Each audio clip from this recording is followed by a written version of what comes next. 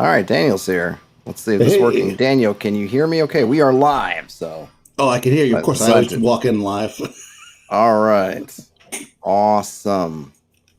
I'm glad we finally came up with a topic, and thank you very much. Since I was Yes. I was running a blank, and Yes. you were good enough to come up with a great suggestion, which was make up your own monsters. But I guess before we get there, anything going on? How are you? How's your fall slash sliding into winter working for I'm you so doing far? I'm doing well. I'm doing well. Hanging out, enjoying the weather. It's getting a little warmer, Yeah, so it's that's good. beautiful today. I don't even know what's Yeah. going on. It's like going to be 60 something degrees. It's crazy. Yeah. So I like that. Of course, then that means I have to actually do outside work. But luckily, I had a commitment here to the stream, so I can't go there you outside go. at work. There So you go. yeah, it's nice. Absolutely. Thanks. How about you? It's yeah, it's doing all right. Everything is going apace. I mean, I am enjoying the weather. I don't have any outside work to do, so that's okay. That's Um, good. I'm hoping we don't pay a price later on. Oh yeah. Hey, Tonka Todd. Hey, you're two of Tonka Todd's favorite YouTube guys. Awesome. All right. Hey, Eric Wilson. Thanks. As usual, we've got folks who are in here live. If you are having any trouble, if I'm having any, I feel like my audio has been good lately. But if there are any audio hiccups or video hiccups or anything else, let us know. So I guess let's just let's dig into it. So making monsters. What's your usual? Well, I guess one. Do you tend to do these on the fly? Do you tend to create a lot of your custom monsters? How do you usually work it when it's coming up, when that kind of comes up in your game? Yeah, I mean, I have done it on the fly, and but generally I plan it out. Usually I'll do it if I'm creating a scenario, or I see a movie, I read a comic book or a novel, and there's some kind of weird monster in there. I get inspired by it. I'll use that as a baseline. But a lot of times too, it's just a modification of monsters that already exist. You see a monster, you like it, but maybe it's not the way you want it exactly. It doesn't suit your story, whether it be the look of it or the powers it has, right? Yeah, for sure. I mean, that's probably why it usually comes up in my game. And I think one thing that I end up doing a lot of stuff on the fly, and I think one thing that drives me is I will roll one of those wandering monster checks, and I'll get something that doesn't quite fit, and then I think about, well, how can I make it fit? Can I take this thing? I think one that came up. I mean, it's a little while ago now, but was where I took troglodytes and that came up in a wandering monster check and turned them into these kind of sort of crocodilian kind of beaver type monsters, because where the characters were, there were caves around, so potentially there could have been troglodytes in the caves. But for a reason, in the moment when I saw them come up, I just thought, yeah, I don't know if I'm feeling troglodytes. But after a minute, I was like, oh well, this might work, and so I just kind of mocked that up. I'm sort of lucky, and my players are not super sort of encyclopedias of D&D knowledge, so I didn't have to do it because they've seen this troll and they're going to kill it in 2 seconds because they're just going to go fire on it. So I need to do that way. But I'm assuming that can come up sometimes too, right? Where you want to take a monster that maybe is well known in the meta, in from other campaigns, other games, or just in general culture, but you want to kind of not only make it your own, but make it a challenge in a way that maybe the regular monster, just because it's so well known, just isn't really a challenge anymore, especially given where you may want to have it or where it shows up in your campaign. Yeah, I think that happened a lot when I was running 5th edition. I had a campaign going for about 3 years, and what would happen is I had some players that were also DMs. So of course they kind of knew the stuff. And as much as you try not to meta, I mean, it's hard. Like, would my character think to do this? So just to relieve that even idea, I just stopped using the monster manual, and pretty much for the last year and a half of the campaign, I just made stuff up.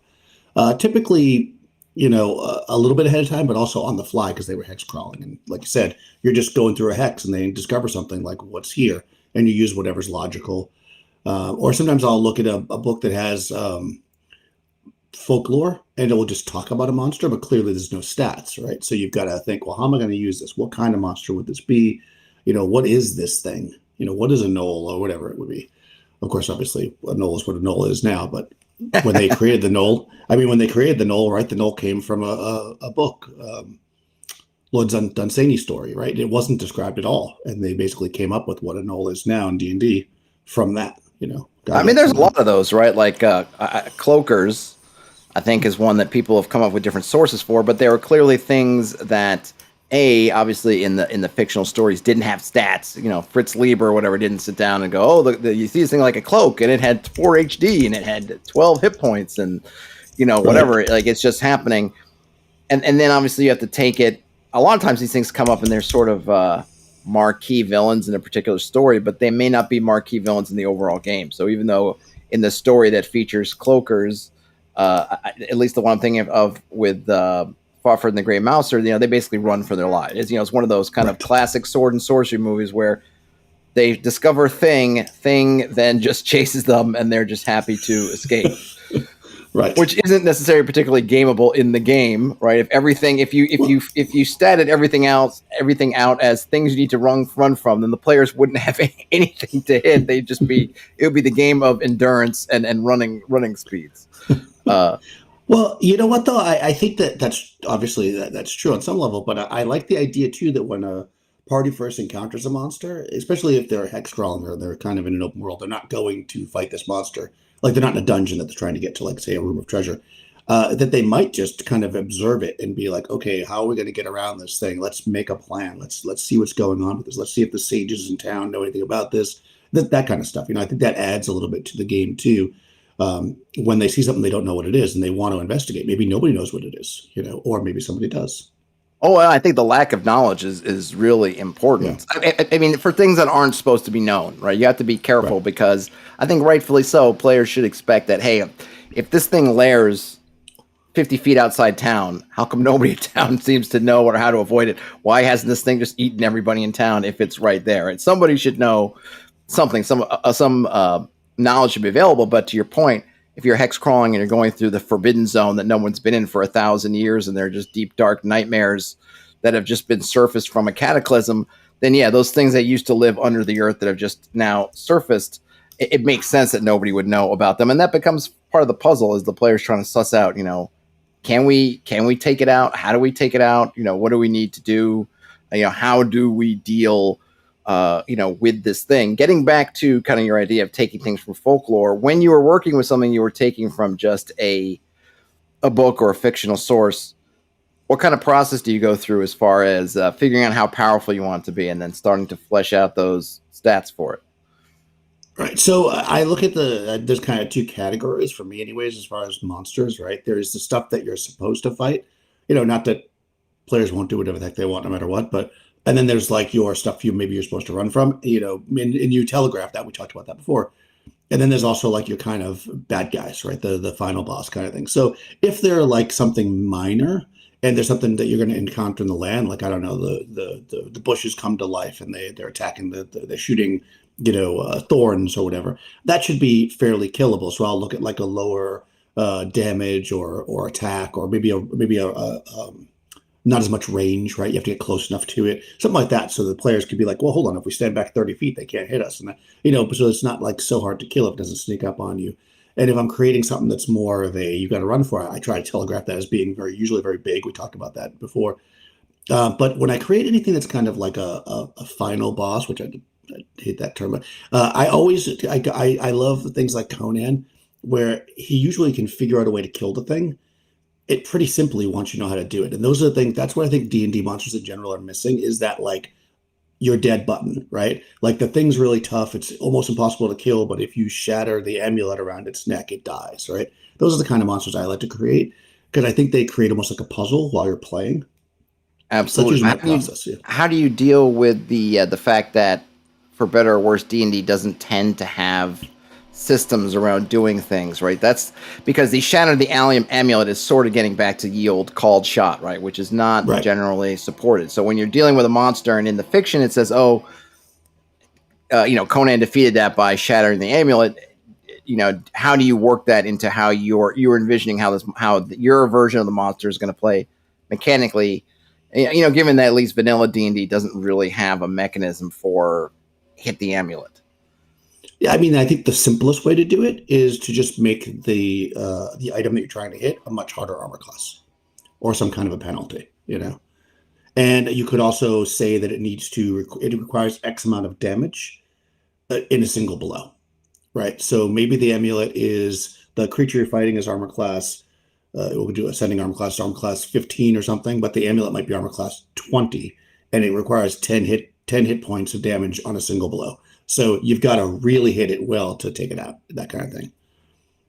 And I guess the other question, so that's cool. I mean, I've seen that used in some kind of modules where it'll be like, Yeah. oh, the tentacles are this armor class and have this many hit points, and the main body is this armor class.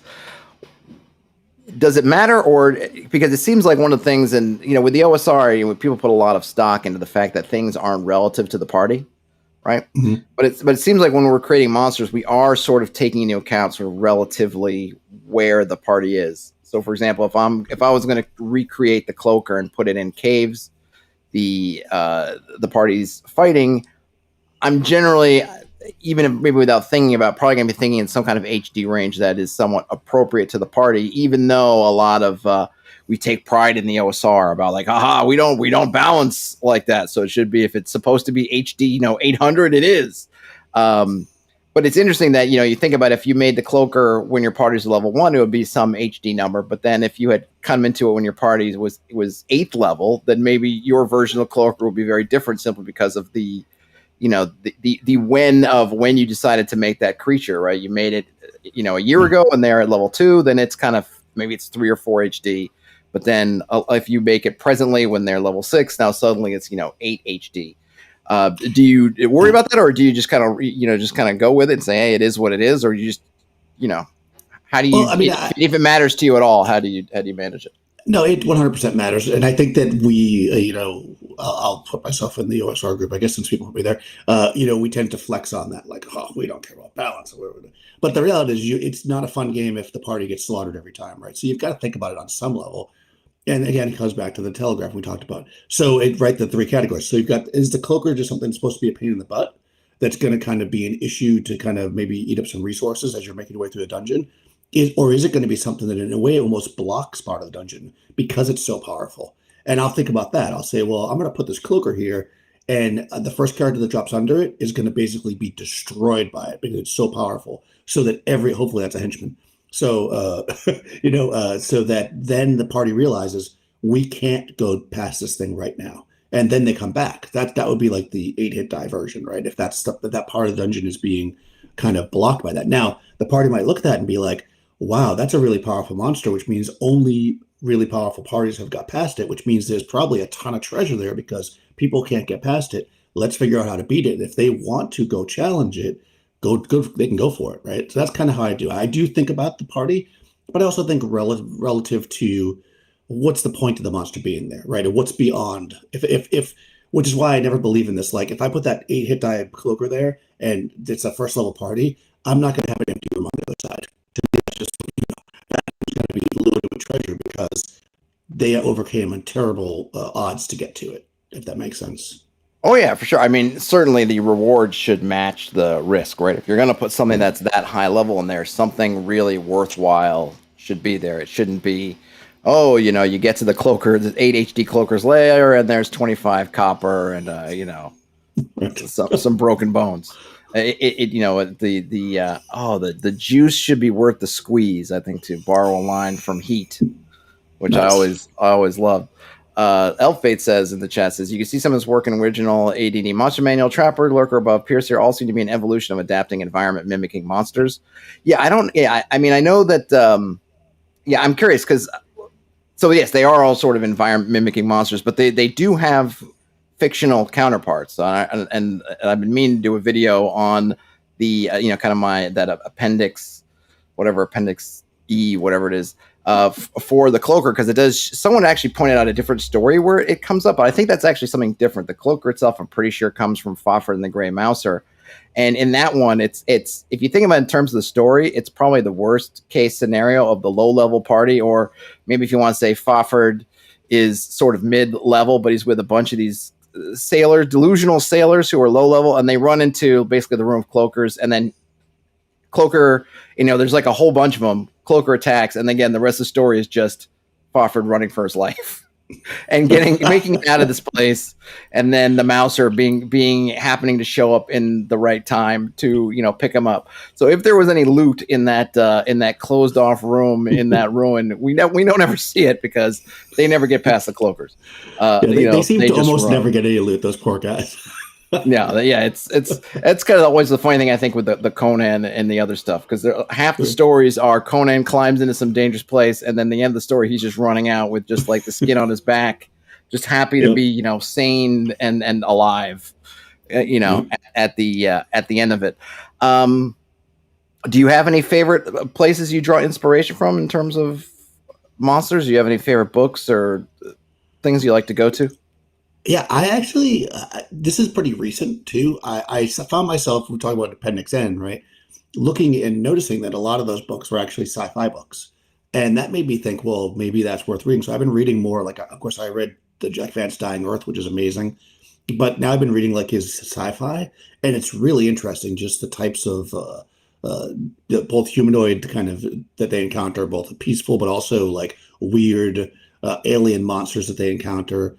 And by using sci-fi, it completely changes the tables. Right? People are thinking they're going to encounter goblins, but instead they encounter these bizarre, alien creatures. I think it makes it a little more, add some flavor, right? I don't want to remake a goblin. I don't see the point, because goblins exist.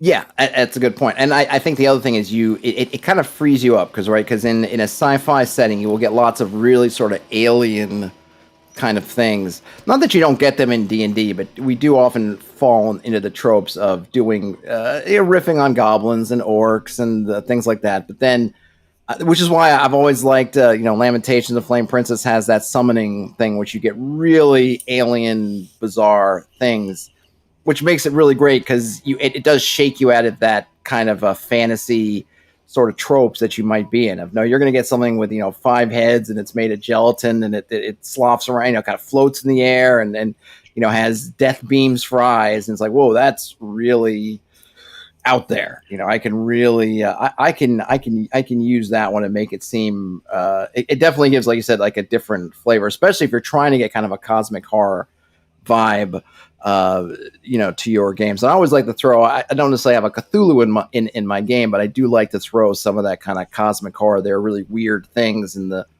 corners of the world, and going to something outside of the sort of generic fantasy, you're able to really tap into that. No, 100%. And I do have, I've actually, I'm Daniel being prepared. I think I mentioned this before on my channel. But this thing here, Fantasy Gamers Compendium. This is from Game Science, the Dice People, and this is old. I was going to say it looks old. What year did that one come out? So this is, oh gosh, this is a good question. I bought this at Gen Con. It is a compendium, clearly, because it says that 1990. Right? Okay. But it's a compendium of stuff from before, so it's from the 80s. But it has this Book of Monsters part in the middle. You just mentioned Lamentations. It has this Book of Monster part, and what's interesting is it's got these monsters, and they're literally going to be hard to see, but each monster is just a paragraph. And it just tells a little bit about the folklore of the monster. And I use this in my hex crawling a lot. Like, I'll pick one of these monsters, and I'll be like, all right, Guardian, whatever. And then if they encounter it, I just look at this thing, and I think, how is this thing going to work?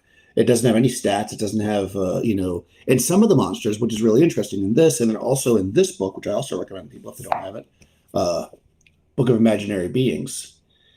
Some of the monsters in here, like it'll describe them.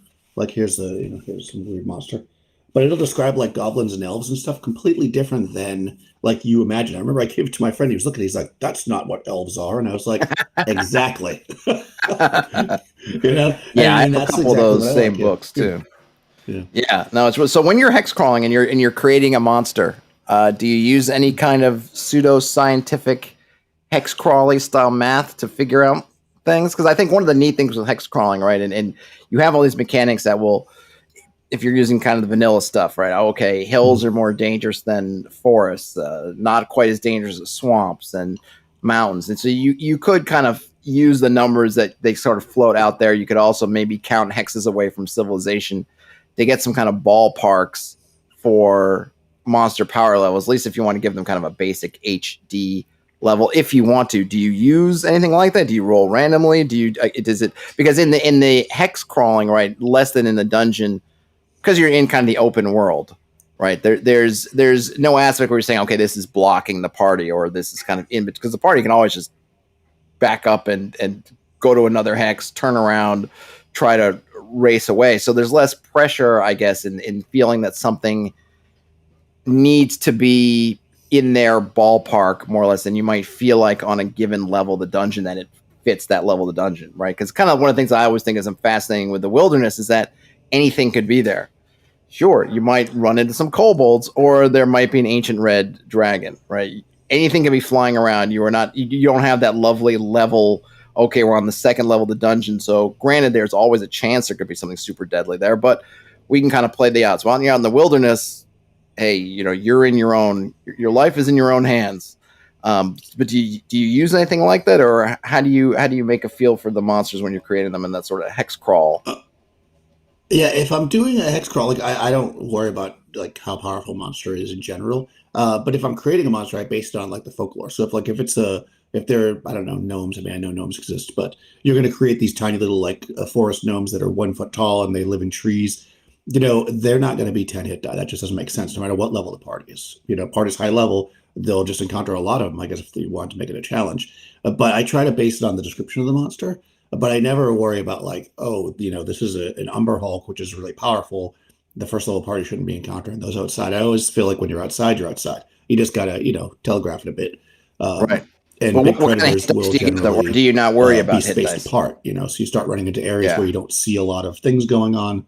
That kind of stuff. But no, I don't worry too much about the balance of the hit dice as far as. But I mean, just how sense, do you right? calculate it? Do you just do you roll some dice? Do you just, because sometimes the folklore, it's kind of hard to tell, right? Because they don't necessarily say like something that comes in the night and steals children from their cradles and causes their mothers to cry, what, right? You don't get a particular HD count away from it, but we need to come up with something, even just if it's just to roll their hit points.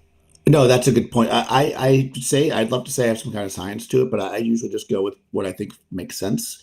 And that could be any number of things, like, okay, so if I wanted to feel, because what I normally do, I do use these, if I mention Lamentations a bunch of stuff.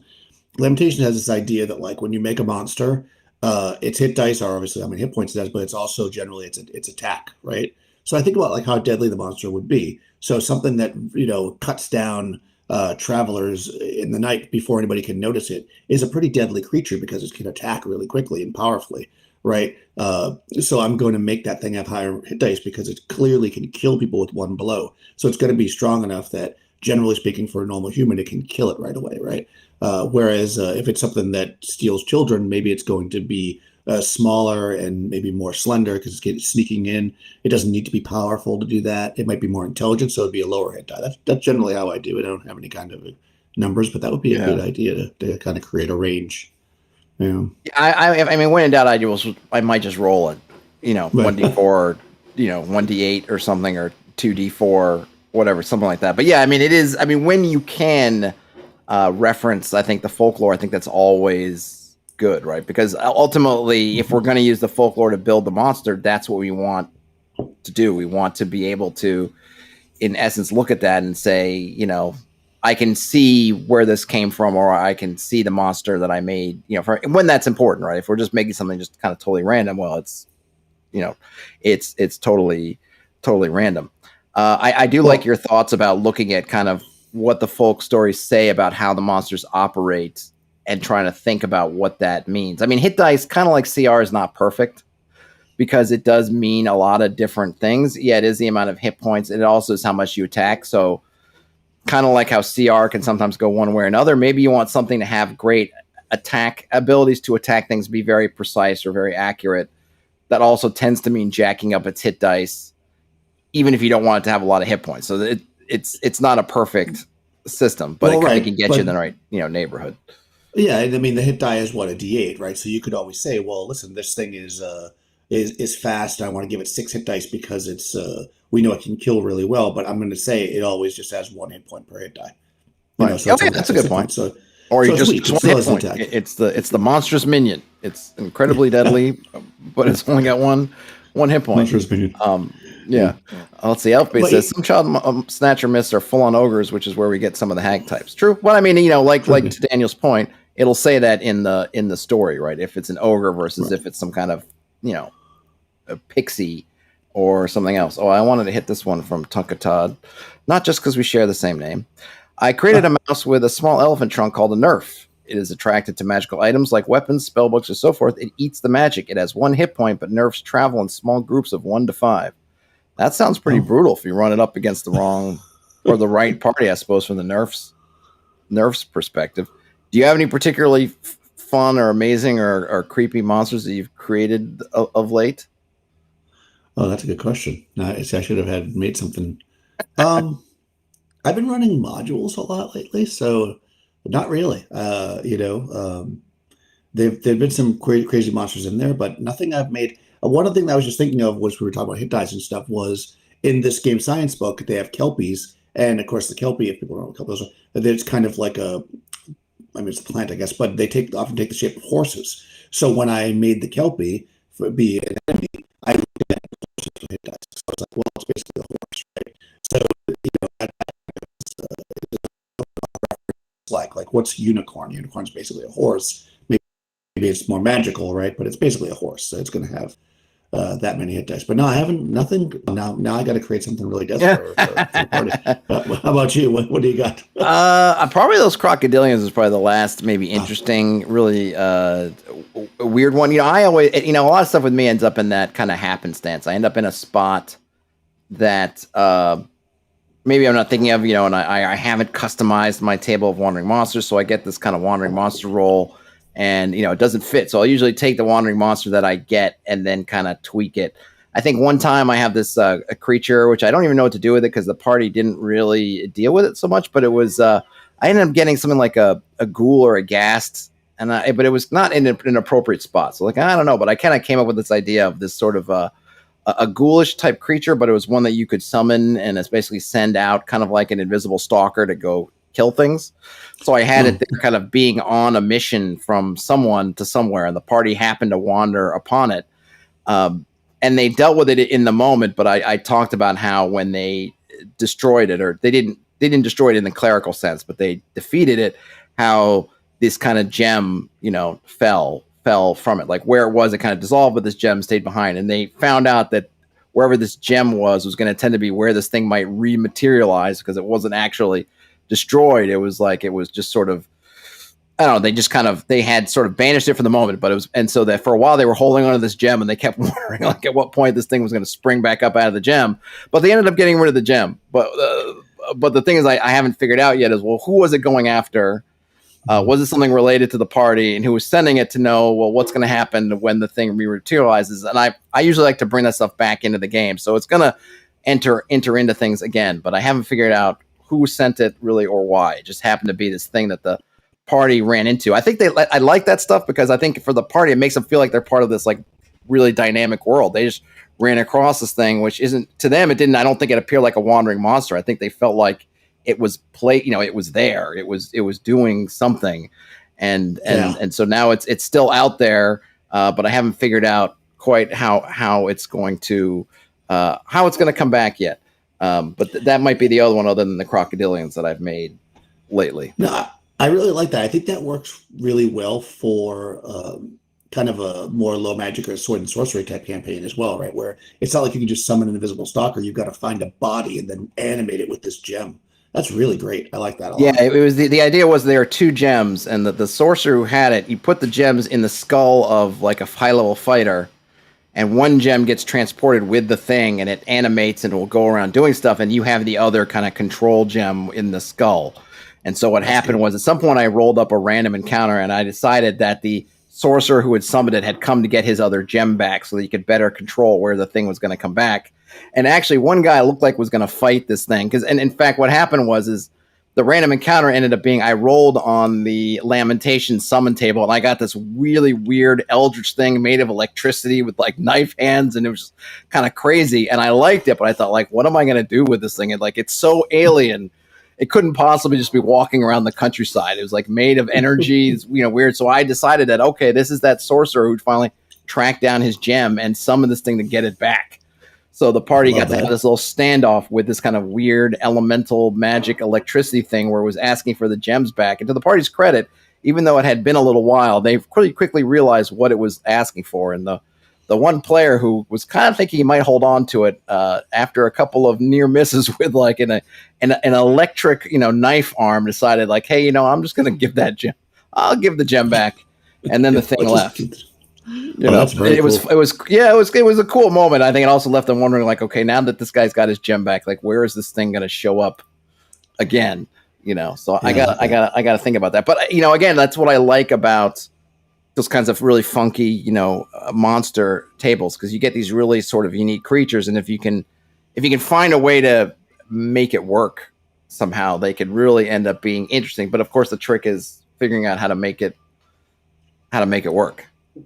Yeah, I think that's part of the fun, right, of running games. I mean, any of that, right? When you encounter the undead, right, you came up with a reason why it would be there.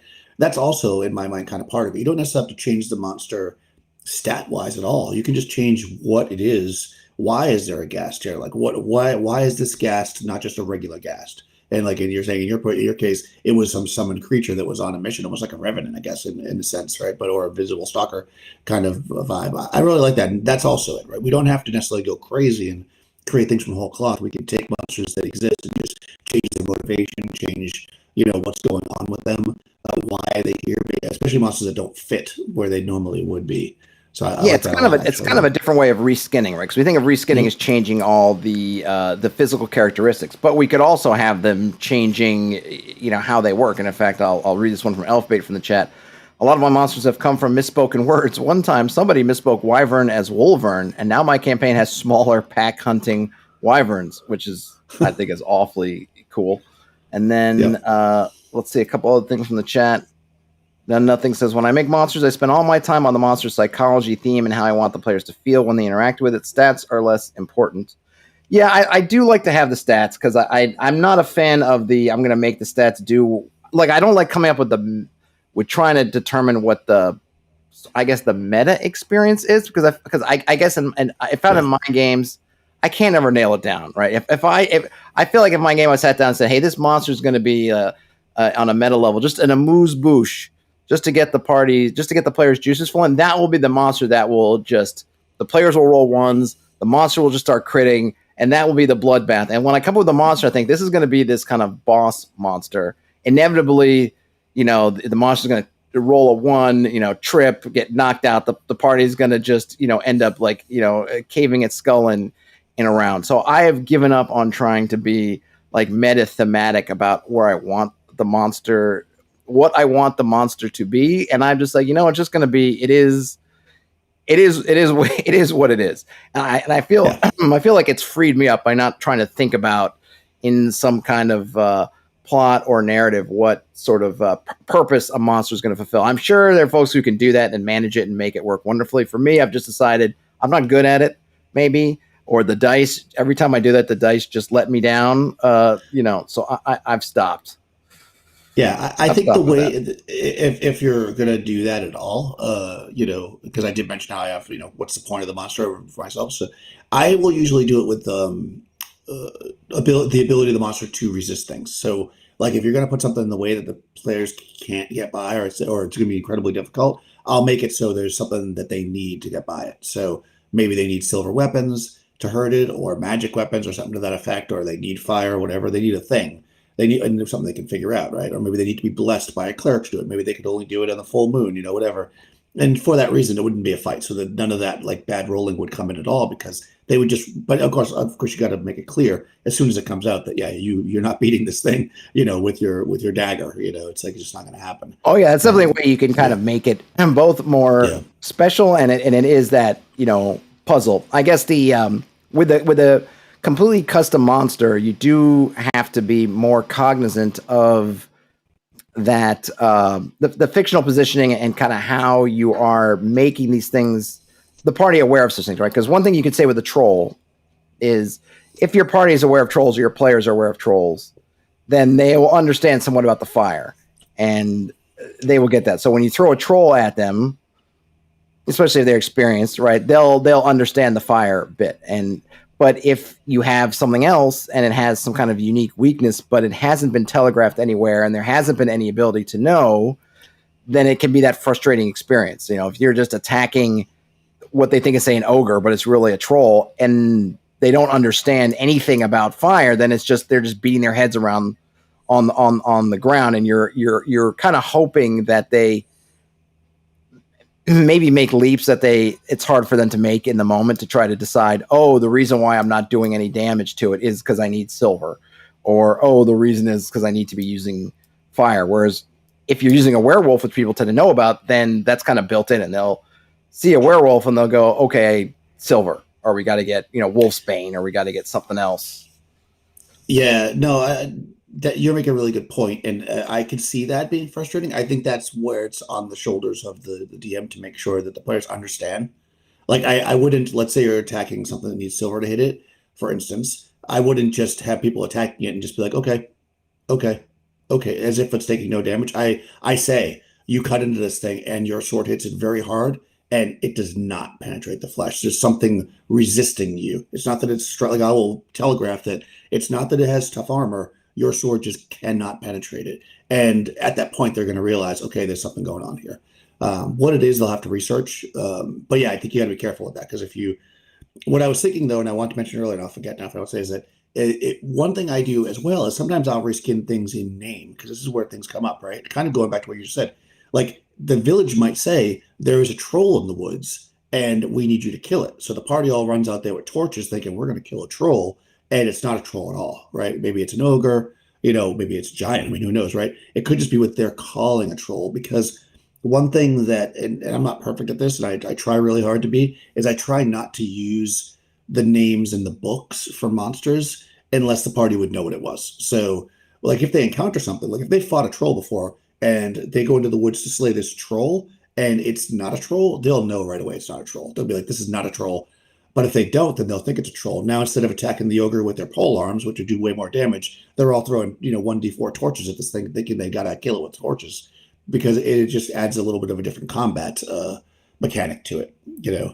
So I do that as For well. sure. I'll just change the name, I guess, is what I'm saying. Oh, yeah, I love to give things names, or it's one of those things they have to research, or figure out. Right. But I think it's also one of those things that you can telegraph before, right? So if there is a troll in the forest, maybe there are some hunters that went out to deal with it initially and couldn't hurt it, or they seemed to hurt it and then it seemed to grow back or something else, so that you can kind of seed in the players' minds that this is not your normal everyday hill giant or ogre or whatever, because a tales, even though there might not be, they haven't heard of it in terms of the overall lore of the world, there are local tales from local people who may have had to deal with this thing of like, oh yeah, I saw Farmer Maggot, spear it in the head and it seemed to do, nothing before it tore Farmer Maggot in half. So if I'm paying attention, then as a player, I'm going, okay, well, maybe my sword's not going to cut it either. So,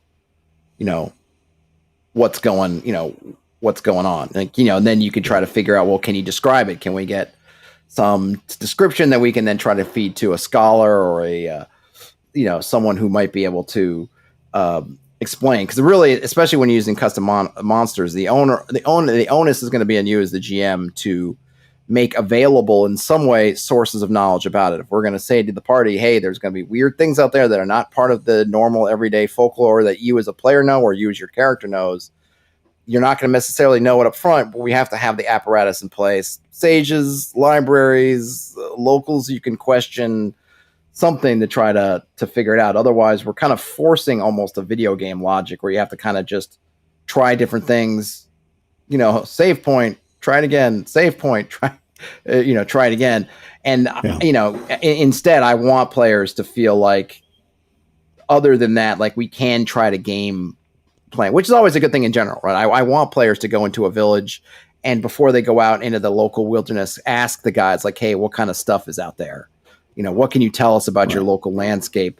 And that way we can seed all these wonderful custom creatures, that we're doing out there in a way that I think is fair to the creatures and fair to keeping it a game that's, relies on verisimilitude like everyone wants to talk about, but at the same time has the kind of hooks in there for the party to equip themselves not only with whatever weapons they need, but also with the sort of knowledge they need to maybe combat whatever it is they're seeing.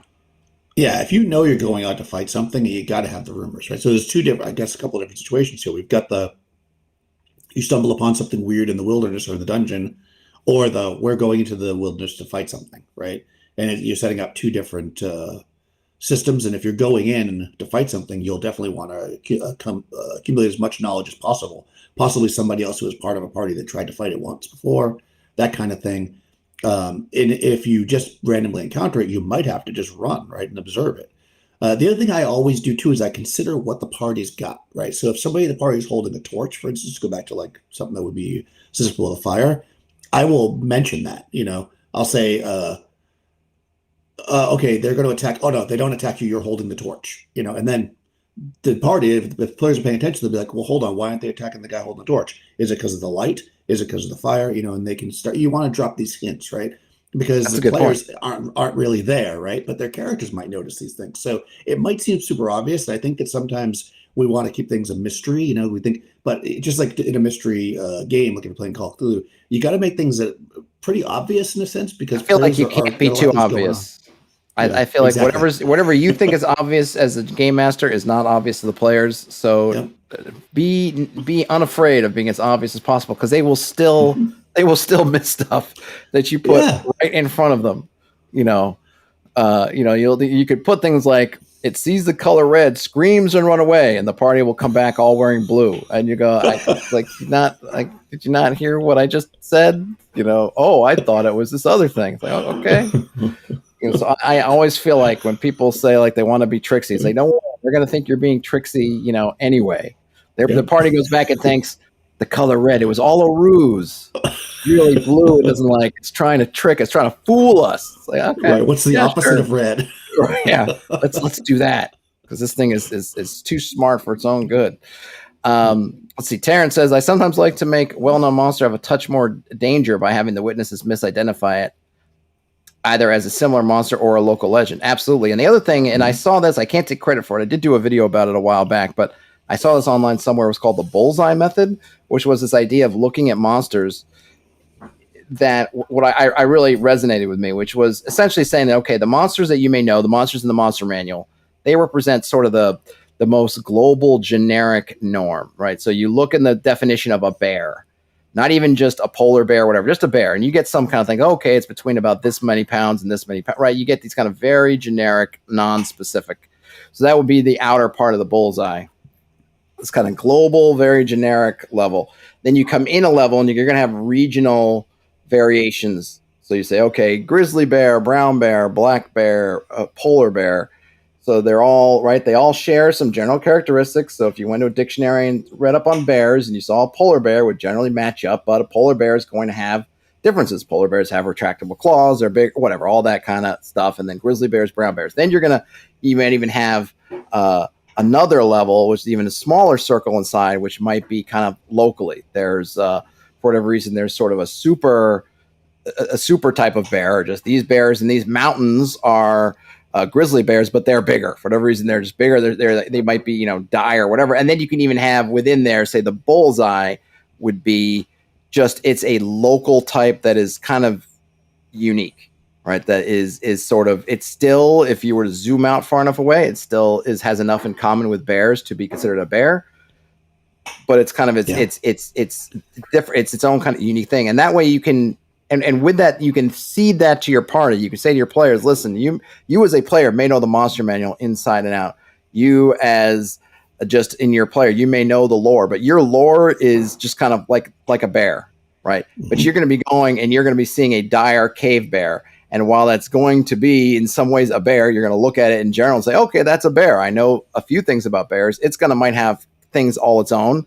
And then of dire cave bears, this may be some kind of regional population, which is a little bit different. And then it's part of a local population that's a little bit different still. And then even then it might be unique that has some different things. So it both allows them to use the knowledge they have while also seeding them with this concept of you're not going to know everything. And you're going to have to take things of when you see any given troll, even though you may know, I think this is a troll, it might have those differences, sure. globally, when we talk about the generic troll, it has it's vulnerable to fire, but that doesn't mean you may even have heard of different populations that are vulnerable to different things. So everything you have to kind of take with a little bit of a grain of salt, because in any specific interaction, you might be dealing with something that's more or less an exception to the rules that you know. And so you have to kind of keep that in mind as part of your prep and as part of your experience, that you can't just say, oh, it's a troll, I know exactly how to deal with trolls, because there are all these variant trolls running around. Right. Well, one thing I would be careful about there, though, not that you said this, but I could see this like brewing in my mind, so it could be in other people's minds, is that don't make it be the opposite. Like, don't say, okay, trolls normally need fire so they don't regenerate, and then when the party charges a troll with torches, the troll like doubles in size. Because that to me is just like, unless you really telegraph that, that's messed up. Like, that's just not, that's not like the way to do it. Making it not fire not hurt it is one thing, but having it be the opposite, I would just definitely recommend against that. I think your players are going to be like, what the heck, like, and they feel like everything you have to do with care, right? And I think all of that again is that kind of thinking about how you could telegraph it, thinking about how you could, because we're making, we're also about kind of making up monsters. And we have to remember that part of the monster isn't just the monster itself, it's that lore around the monsters, because we might take for granted that people have ideas of goblins and they're able to use that. And I know people often look down on it's metagaming, but we rely on metagaming all the time. We rely on people having ideas about elves, dwarves, and goblins and kobolds and things to make decisions, so that when we're doing something, especially if we're going to say it's like a kobold in every way, except for this really one crucial way, it's like a kobold, only it has 50 HD and it does, 800, damage because it's got vorpal teeth. Tiny. It's still tiny. Well, it's like you got to give, you can't just throw that out there. If that thing has been living in the world since creation, then something has to be out there about it. Like, where does this thing live? It wouldn't live in the bottom of a sewer. It would, it would be owning the world. So, you gotta, not only do you have to come up with all the stats about the monster, but you have to think about that context.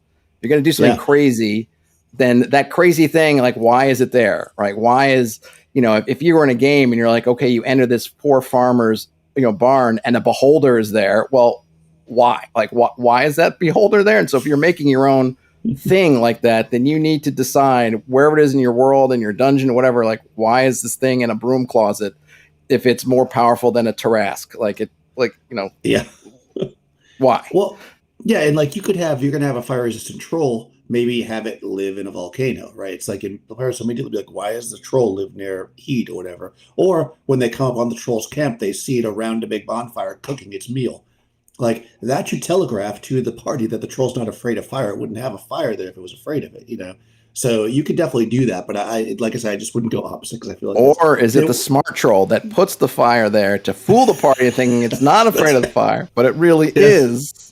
Yes, that would be amazing. Maybe it's a troll illusionist, and it's actually the illusion of fire.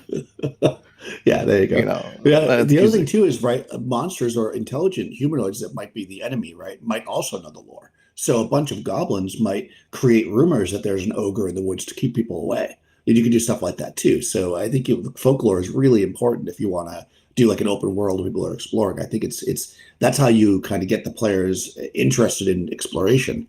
And you can definitely, obviously you should do those things with care, but like that kind of stuff is super fun, where like you think that, okay, all right, we're going to go out here because there's, let's say we're going out here because there's leprechauns have gold.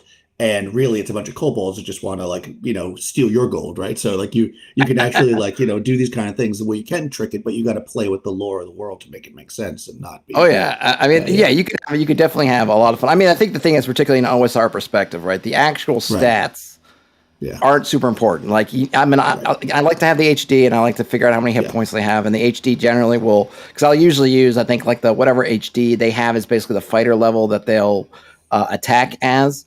But you're not rolling the rest of the stats anyway. At least I don't, until I actually need it. So I don't have to worry about what their intelligence, whatever it is. I want to know basically, are they kind of animal smart, or are they sort of more intelligent than that? But it's really all these other things that are more important. As someone else mentioned, kind of what are they? What do they want?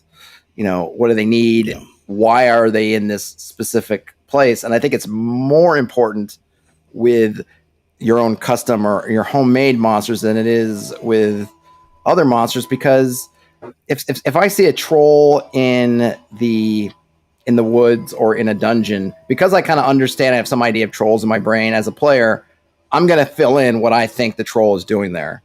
But if I've come up with some crazy anomalous creature out of either out of just my imagination or out of like the lamentation summoning, then as a player, that context may not exist. Like, they don't know why some kind of electro elemental happens to be in the middle of a grassy field in the middle of nowhere. So like, it's up to me then to figure out why that's there. Otherwise, I guess if you're playing a Gonzo game, maybe it doesn't matter so much and things like that just appear and disappear at will. But otherwise than that, then I need to come up with what I think is an important question of, why is this thing here, to make it sensical to the players, because it's hard to, especially if you wanted to come up with outside the box non-combat solutions. They need to have some idea of what the context is, right? If they think like, oh, this thing is feeding, maybe if we give it our rations we can run away, that only makes sense if they can make that call of it's feeding. If it seems to not be obeying any of the laws of nature or reality or whatever, then it's like, well, what do we, yeah, you can just run away, but that's right. But it's definitely less fun. I would say yes, that's only a good idea if you're going to, you have this weird elemental electric thing out in the field, and then you hear rumors of it, and now the party wants to figure out why it's there. It doesn't make sense. They don't know anything about it. So then they'll know I'm approaching this thing to like do a little recon, see what it's doing. I'll try throwing some food at it. I'll try shooting my bow at it. Whatever you're going to try first. You can do a little bit. I'll do some research. I'll do a the contact higher plane spell or something like that, to figure out why it's there and then take it out. That can be part of the, obviously you have to have the group that likes to do that stuff. Some groups do not like that and they'd rather just fight stuff, and then you don't really want to put that. They have to have that tactical space to do it, right? Which is why it's important, looking at the distances, looking at those reaction rolls. If things just appear in front of them and just start attacking, then you've kind of taken away their ability to try to make those choices. Whereas I always like to think about, I think it's really important. It gets overlooked a lot. I don't know if a lot, but I always feel like that encounter distance doesn't really get talked about enough. It ends up being, I feel like a lot of people just run it where things just happen to be right at the edge of combat range. So it's basically they're at 30 feet, you attack or wait for them to attack you. Whereas I like to give them that extra. It's great for just tension. It's also great for giving those possibilities. Okay, it's 180 feet away and it's slowly closing on you. There's that tension of, is it coming to talk? Is it coming to attack?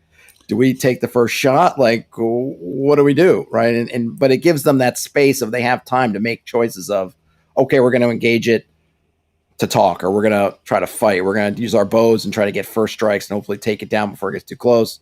Or since we're still far enough to theoretically run away, we're going to, run away. Yeah.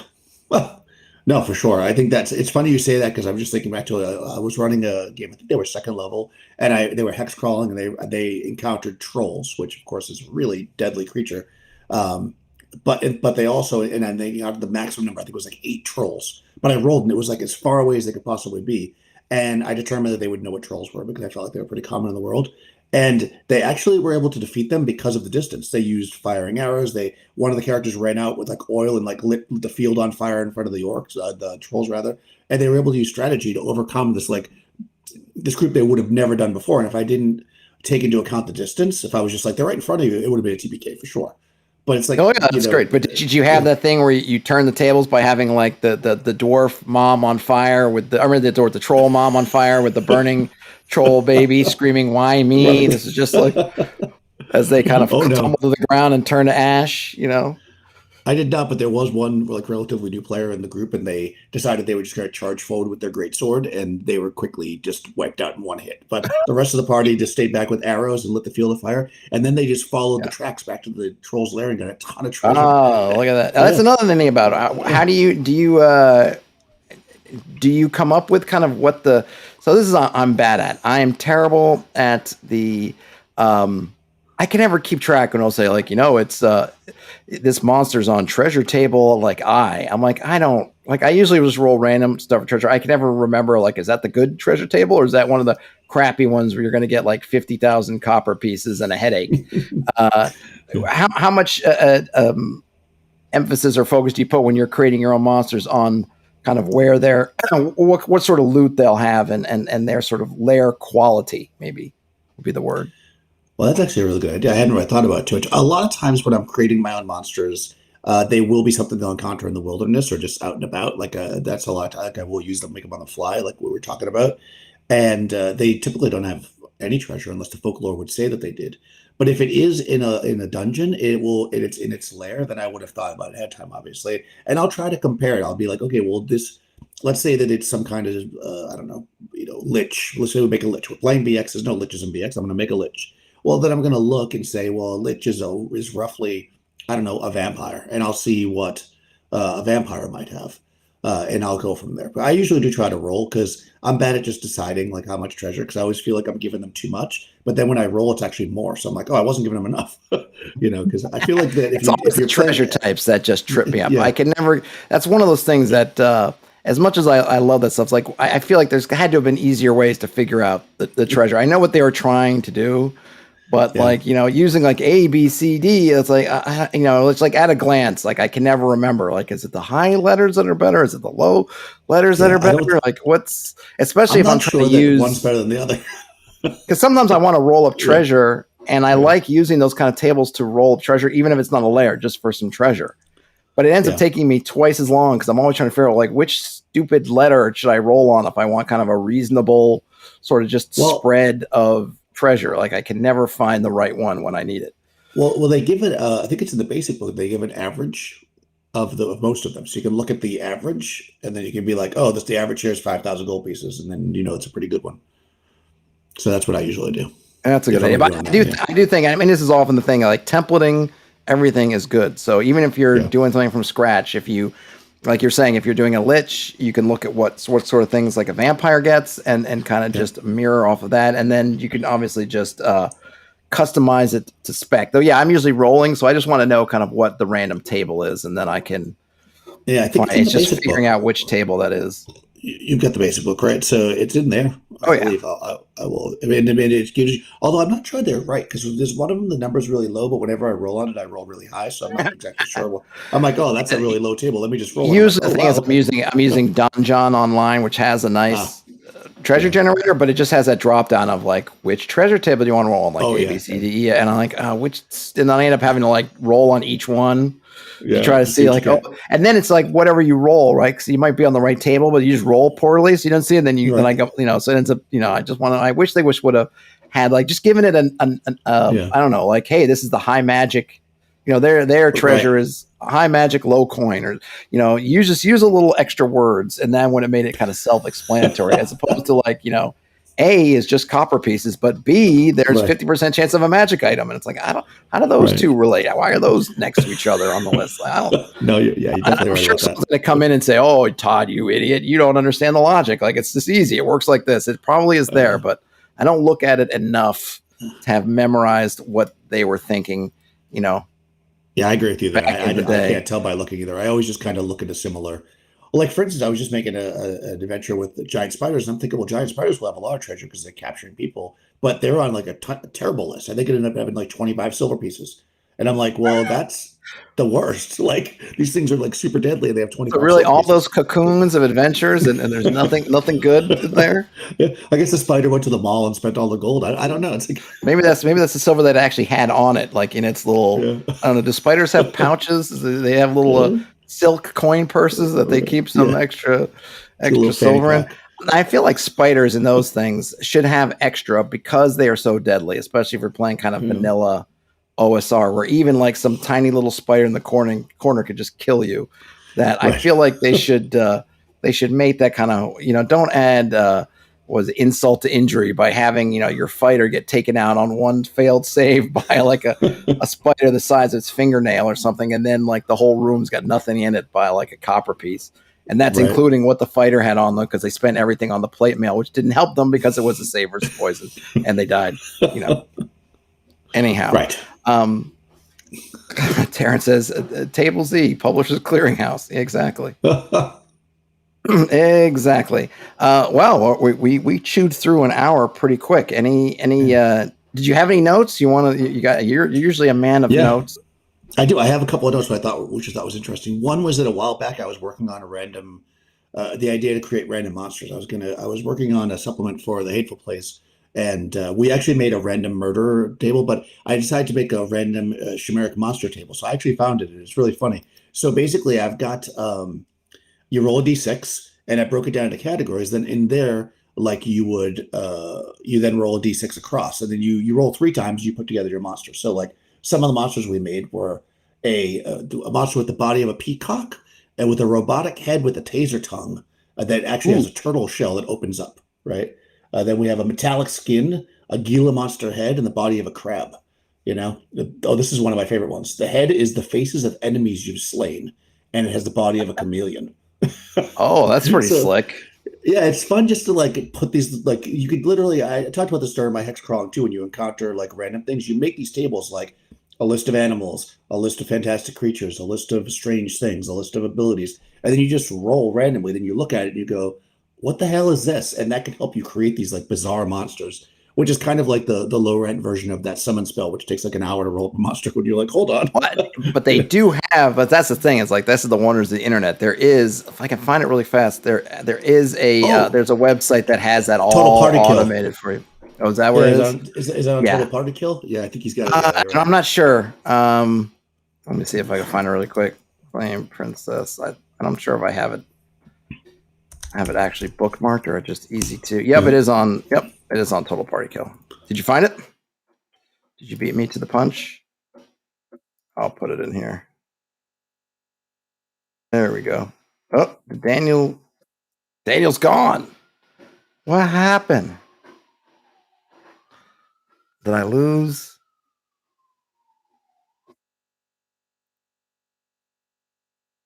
I'm not sure what happened. Oh, he's back. This is why I shouldn't try to look Boom. for it. I found it. Because I typed it in my thing and I went off the page of the stream. I thought I had done something because I have in one browser window and I went to another tab and then like at the same time I went to a tab, you vanished. I was like, oh, did I? Yeah, because I found it. Yes, it is Total Party. So I was like, where's the Total Party? Yeah, that is true. But I always, whenever a player used it, I always made them roll it, even though like the whole table had to stop because I just thought it was so fascinating. Everybody was just leaning over the table. But I guess as a DM, if I had been playing in person, I would have. But I think when somebody found this, as we were playing via Discord, and it's so nicely formatted when you roll those. He was able to roll them, and then he could cut the image out and paste it into the chat. So it's just But yeah, if you're playing in person, I would totally expect players to go through every single. And I always love that part where it's like, is this thing going to be friendly or is it going to be trying to destroy us?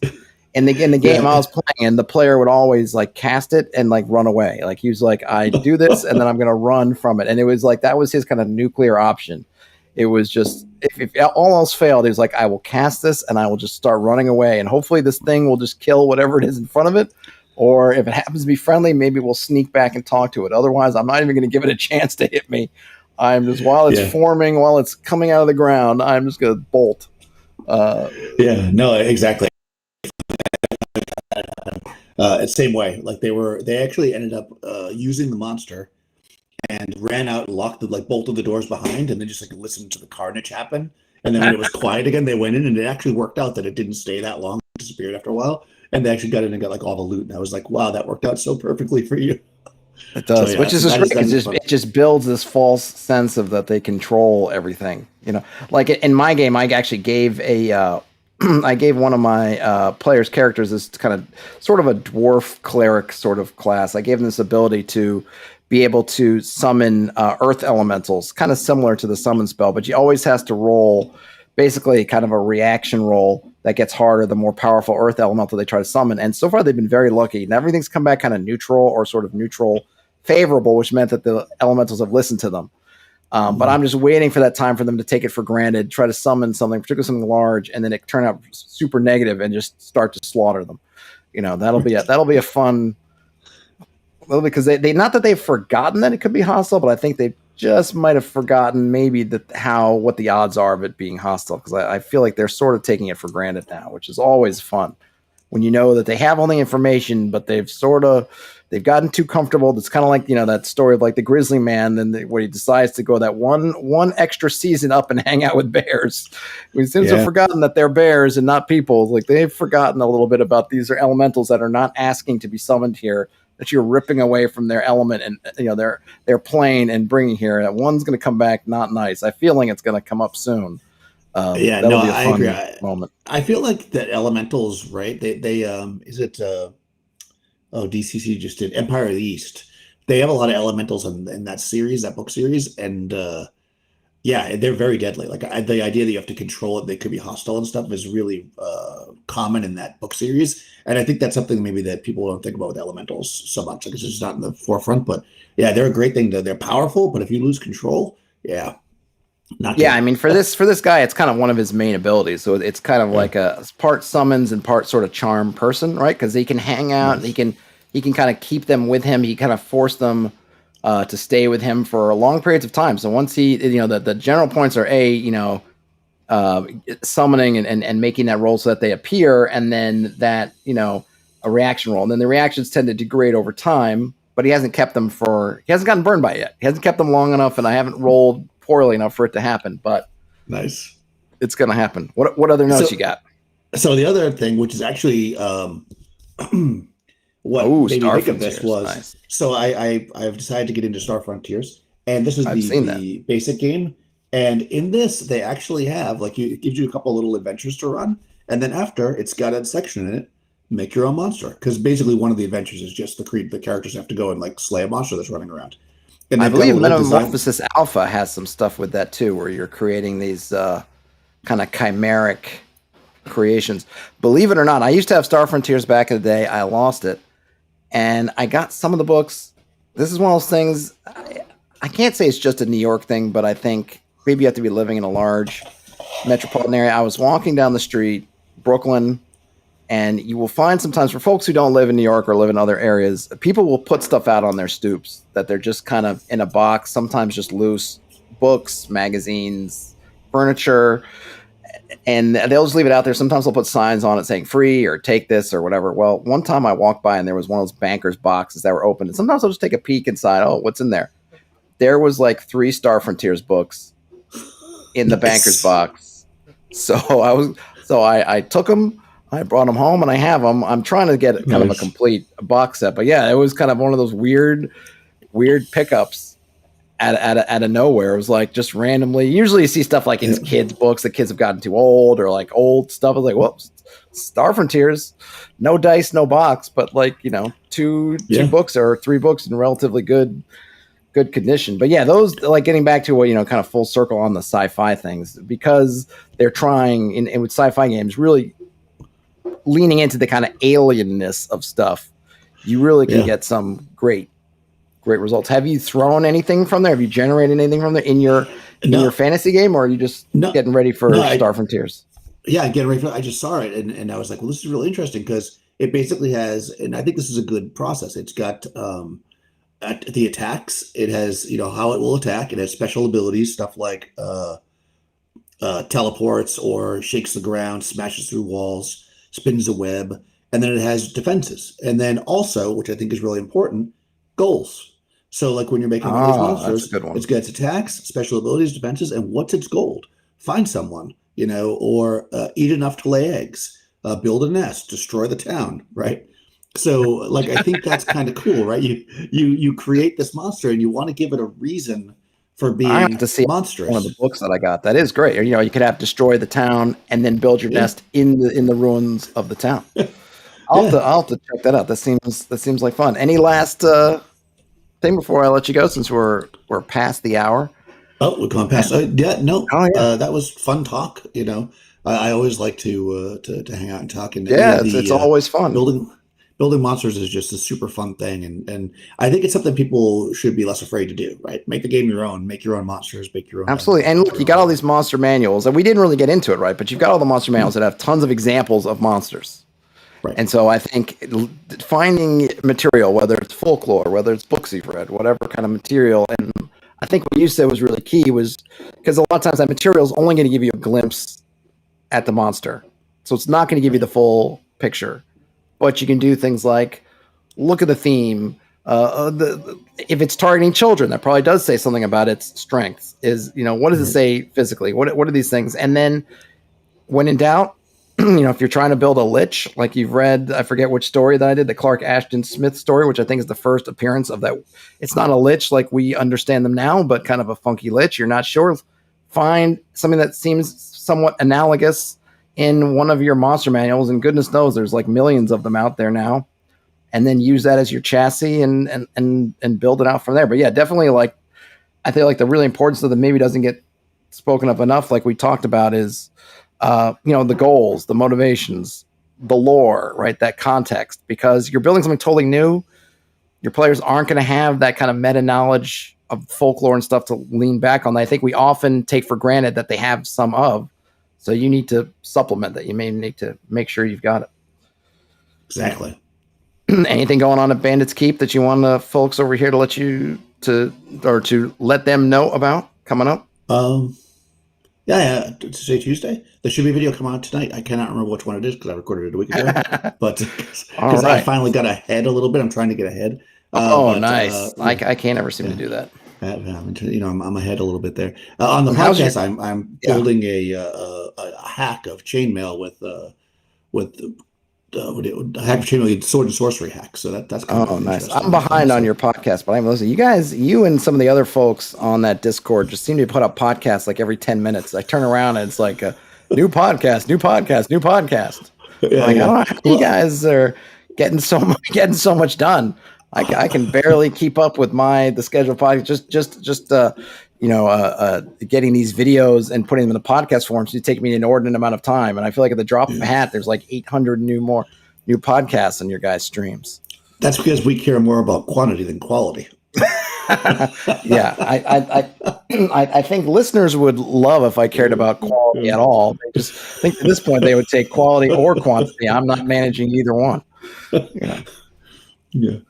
All right, Daniel. Well, thanks for hanging out. We'll have to get the next set. So I think next time we'll be back on your channel, I guess, or however we do it. We'll figure that out, folks. Thanks everybody for hanging out, and game on, everybody. And I'll talk to you later.